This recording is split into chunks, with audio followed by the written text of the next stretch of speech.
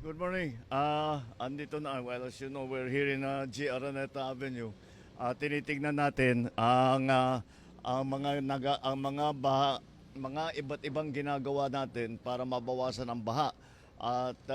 Ito ay isang bahagi lamang. This is only one part of the interventions that we will be making.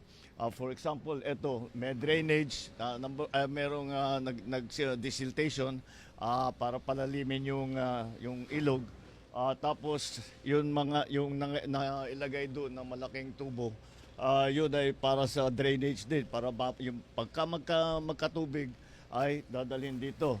Tapos bukod pa ron, meron na tayong pump dito, may bomba na rito para pagka meron na namang tubig na dumarating dito dahil dito historically pagka masyadong malakas ang ulan o kahit na may ulan, basta may ulan lang, baha agad dito eh. Kaya kailangan natin itong pumping station. Sa susunod siguro ay itong pumping station, temporary lang ito. Sa susunod ay gagawin natin permanent sa malapit-lapit sa San Juan River. At isang bahagi lamang ito sa napakalaking plano. Ito yung mga pinapakita sa atin.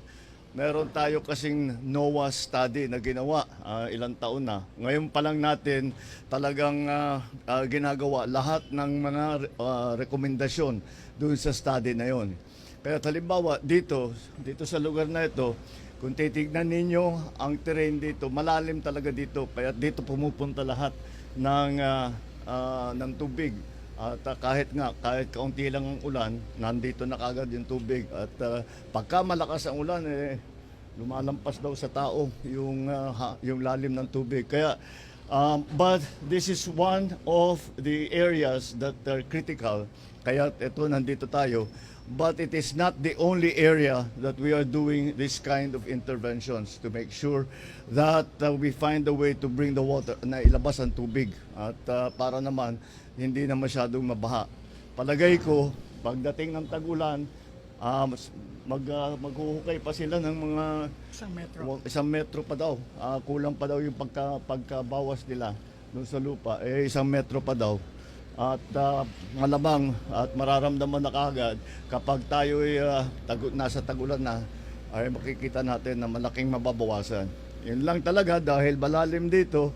Kapag napuno yung ilog, wala na talagang pupuntahan yung tubig. Parang ito yung nangyayari doon sa mga coastal area na kahit na binobomba natin yung tubig kung high tide, wala rin pupuntahan. Ganon din pagka yung ilog ay napuno.